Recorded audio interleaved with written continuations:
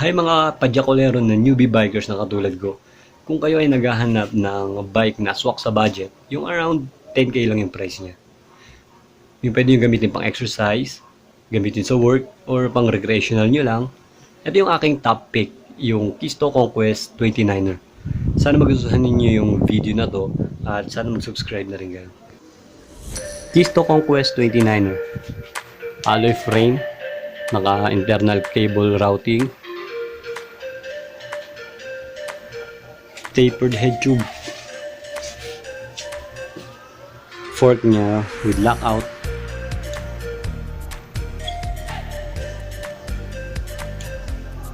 medyo mabigat lang to kasi ito is bakal. Tire niya is Kenda, yung rim niya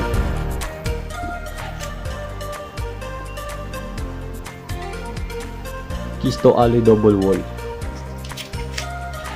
Yung kanyang brake is X-Spark hydraulic brake na rin siya. Shoot to eh, lakas kumagat. Tapos ang kanyang shifter is L2A7. Kanyang handlebar is 800mm. Medyo malapad siya kaya sa akin shoot lang to, mahaba kasi kamay ko eh.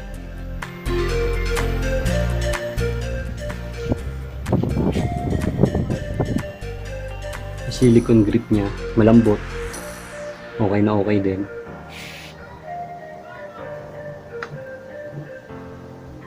Keysto alloy stem.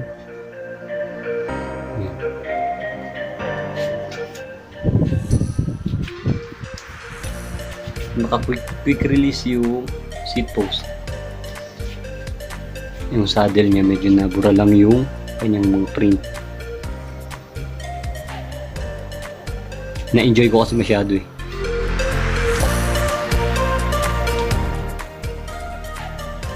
Ang kanyang crank is Pro Wheel MTB.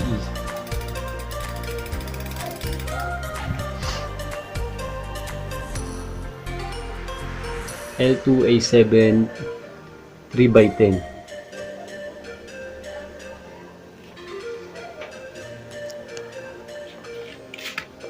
Cogs 10 speed.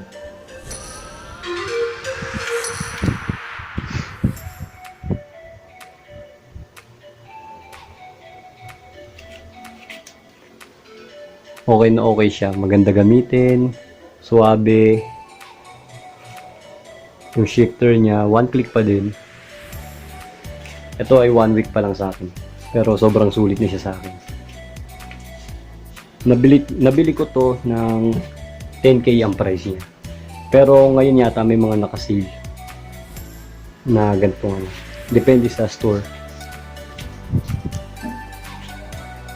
Kaya kayo yung mga nagpaplano na bumili ng bike na gagamitin nyo sa work ninyo, pang exercise or recreational nyo lang,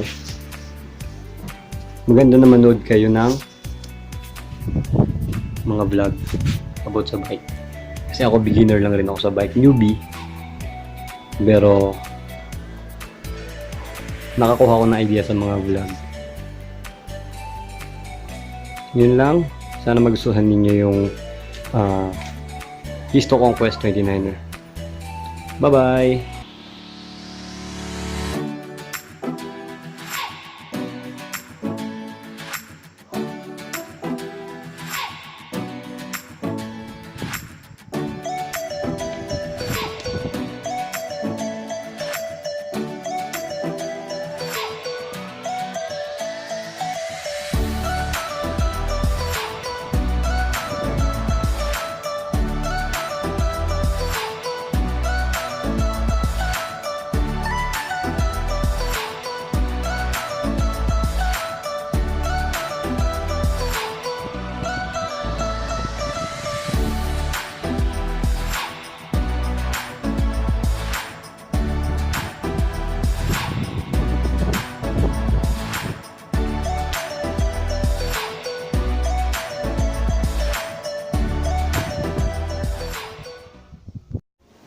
Ayun yung aking bike, ang aking top pick na Keysto Conquest 29. Yan, sana nagustuhan ninyo yung mga nagpaplano bumili ng bike dyan, mga newbie, gusto makaranas ng ahon. Yan, sana nagustuhan nyo yung video ko.